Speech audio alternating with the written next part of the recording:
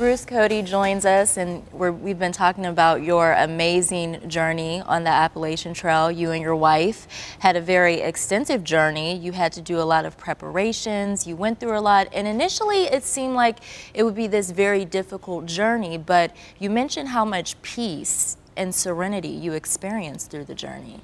Oh, absolutely. Because something is difficult doesn't mean you don't have peace. When you know you're in God's will, even though a task may be difficult, it's still joyful and it's still peaceful, because it's like you're rowing, but you're rowing downstream. And that's the way this felt. There were moments that were very difficult, very trying, snow, howling winds in the midst of that snow, downpours of rain that just thought we would just become lost in some of the puddles. It was really difficult at times. I mean, you can imagine, being up on something like that where it's just raining, or going through some of these rocks. It took us 2 hours to go 1 mile. Oh my goodness. Wow. This one was in Maine. 2 hours to go 1 mile. It was just very difficult. But we know God was with us. My wife Paula, she fell in every state. Now, we go through 14 states. The Appalachian Trail goes through 14 states. She fell in every state, and in many states multiple times did she fall. And sometimes she just did face plants, where she just hit a rock and she went face down. And she got up each time uninjured. So that's God's provision. That's God's provision. Definitely. That is, okay, once or twice you go, oh boy, were you quote unquote lucky? And people will say that, but you start to realize, no, God is with us. She kept falling and she was uninjured. I fell several times. I was uninjured. So God did provide for us. Even though He allowed the hard spots, He allowed some difficulty for us along the way, we still knew that God was with us by the way that He carried us through those moments. Bruce, marathoners refer to it as the wall, and sometimes you get to a point in a marathon, 12 miles in, 14 miles in, that you just, a combination of a very difficult terrain, maybe steep up hills or something, but you really feel as though you hit the wall. I'm sure over 2,184 miles, you hit multiple walls. How did you move beyond that? How did you move beyond those inevitable defeats, the falls, the challenges? How did you move beyond that? Yeah, a lot of, this is really a picture of life. A lot of life is just putting one foot in front of the other. It is.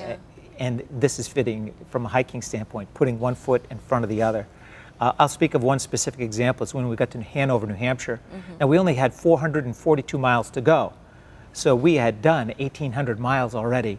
But they say when you get to Hanover, New Hampshire, you've accomplished 80% of the miles, but only 20% of the effort.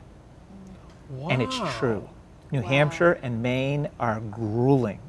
Well, on top of that, we took 2 days off in Hanover to go to a surprise birthday party of my brother's. We saw our entire family. We spent 2 days just enjoying ourselves eating. It was wonderful.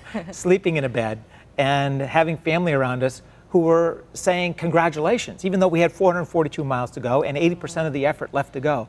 That was a wall. When we returned to Hanover and strapped on our backpacks again, and we were back out in the woods, that was a wall. That was very difficult for us to continue on, knowing that we had that difficulty that lay ahead of us. And we just kept praying, and Lord, we know this is of you, we know what we're doing, we're gonna see this through. And we did. And life is like that too. We have to put one foot in front of the other, even when things look so bleak in front of us and so difficult, because it does get better. And even though those last 2 states, New Hampshire and Maine, were so difficult, they also turned out to be the most beautiful and the highlight of our trip. Nice. And you also went to the finish line. You finished the journey. So with all these walls and everything you went through, you finished. We did. We finished. We accomplished it. We got to the top of Mount Katahdin. It was foggy and raining. I don't know if one of those photos is going to come up, but to hold on to that sign, and that was something that it actually says Katahdin on it, and we're embracing and holding on to that sign. And it was just such a joy to know that we had done it, and we had accomplished it. By God's grace and His mercies, we had accomplished it.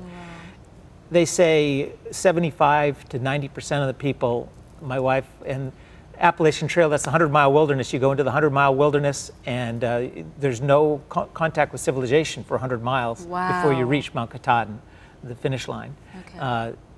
But there it is. And my wife and I just, that was the moment. Celebration and just giving thanks to God for allowing us to complete the journey. Wow. And just truly remarkable. And that kept us going. That was a motivation too, the goal. Having a goal in our lives is important. And so many of us go through our lives somewhat aimlessly. We don't know where we're heading. We don't know what we're doing. And I think that's a cause of depression for us too, because we don't see that God is leading us and desires us to experience Him as we go through our lives. And we experienced Him. We had that goal in mind. We were going to summit Mount Katahdin. We were going to hike 2,184 miles. We experienced Him. We experienced the joy, the difficulty, and we did it. And we have that forever in our minds and in our hearts. Yeah. Giving God the glory, the theme for my wife and me in our Sunday school. And last week was the first of our Sunday school. And our theme through the first series of messages is giving God the glory. Yes. That our strength comes from God. Wonderful passage in Isaiah. But those who trust in the Lord for their strength will find our strength renewed. You obviously found your strength renewed each and every day as you would go out. What would you say to someone watching this about we need to give God the glory in every little step we take? Oh, we do. It has to be written on our hearts that to give God the glory in all that we do, because He is with us. He will never forsake us. He will never leave us. And we've experienced that. And what it takes is for you and I to get out of the boat, is to take that step out of the boat, as Peter did and walked on water, and to see that God is there for us.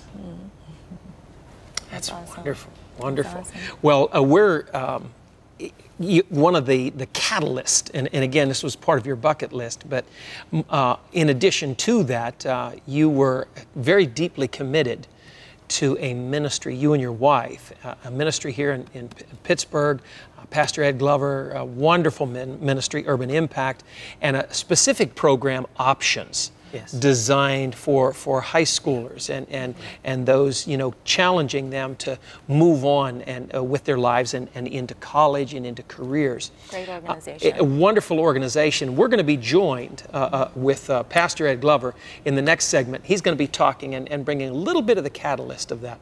So you stay tuned to more of Focus 4.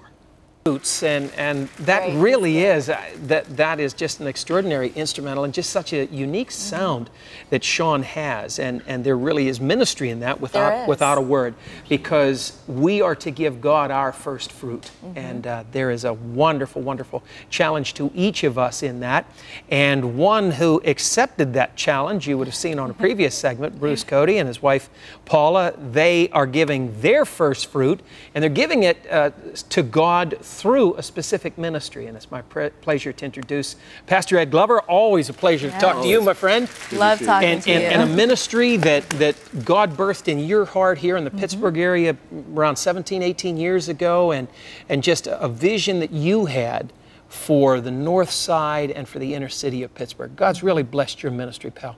Yeah, he has. And as you guys were talking about, to God be the glory, because we all know where that comes from. Oh, yeah. Yes. Yeah. Sure do. You know, Pittsburgh has experienced so much violence in our inner cities. Almost every other day you're hearing of a young person being shot and killed, or so many things happening. But your organization is created to help those children get off the streets, put them in programs that Bruce actually sewed into, one of them being the Options program to help them with that transitional period with education. So you're helping to keep these kids off the street. What is your passion and what keeps you going?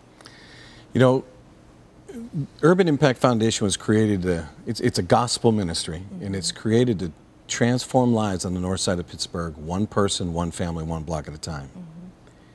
And when we've been doing that for 17 years, knowing that as we are faithful, God will be faithful, and that I will say this, love covers a multitude of sin. Yes. And if you are out there building relationships, telling about walking your talk, talking your walk. People will listen. People want hope. People want a way out. They really, really do. And I just know that as God has been faithful to me, I mean, I was a messed up human being before I met Christ. And God takes me back to that many times to remind me where I've come from and who I am today.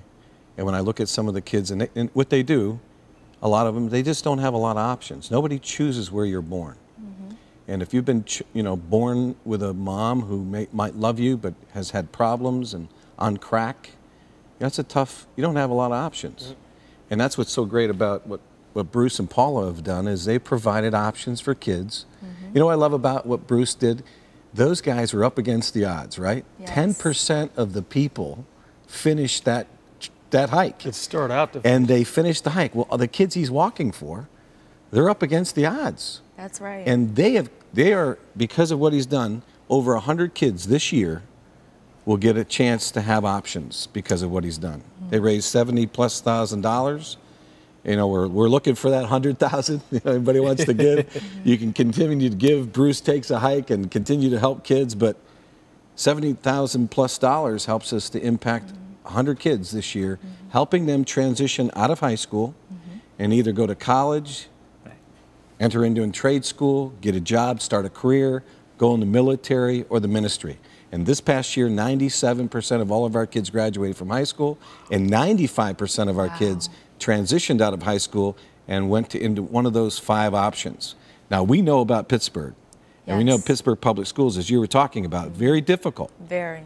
Very difficult. But 97% of our kids are graduated from high school. Wow. Now that's compared to the rest of the kids in the public school. They only graduate about 68%. Yeah, I was going to say about 65, So when they get 70. involved with urban impact, that jumps to 97%. Well, those are real tangible results. Sure. But those kids need to have options when they graduate. Yes. They need to have an avenue to get them away from the streets so they don't get pulled back in. And that's what was such a motivation for me, is that, yes, Lord, this is what we need to do this for. We need to help these graduating young men and women have options. It is significantly easier, as you well know, as both of you know, significantly easier to curse the darkness. And a lot of times we see things, even well-intentioned things, that are just so superficial. Because it's so easy to be critical, so easy to curse the darkness, so easy to throw those statistics out there and, graduation rates and things like that. But it's so much more difficult to light a candle, to make a difference. And when we look at the odds of doing that, I'm sure in many ministries there are failures, and there are good logical reasons why you'd say it's just going to cost too much. It's just not worth the effort. But God's really given your ministry a passion and has blessed you in this ministry from starting off 17 years ago, that each and every one of these initiatives, God has not only given you the initiative, but the provision for that initiative as well. That's right. It's the people, I know a lot of people talk negative about the church and the people of God. They really do. I can't say enough about how I'm so thankful to be part of it. The people of God, people in business, people in schools, they're going to school, people are out there in the community doing things. I mean, the people of God are spectacular. They really are. I mean, God is dwelling within, you two, look at these two people, they're awesome, right? I mean, look what he did through you and Paula. Yeah. It is amazing. It is amazing. And people are doing this all over the world. They are, you're right. But we always seem to focus on the hard stuff and the bad stuff. Right. And that's how the North Side, everybody always focuses on the bad stuff. Sure. There's unbelievable things happening on the North Side. I mean, kids are making a difference. They're going off and doing some spectacular things, but you don't hear about those things.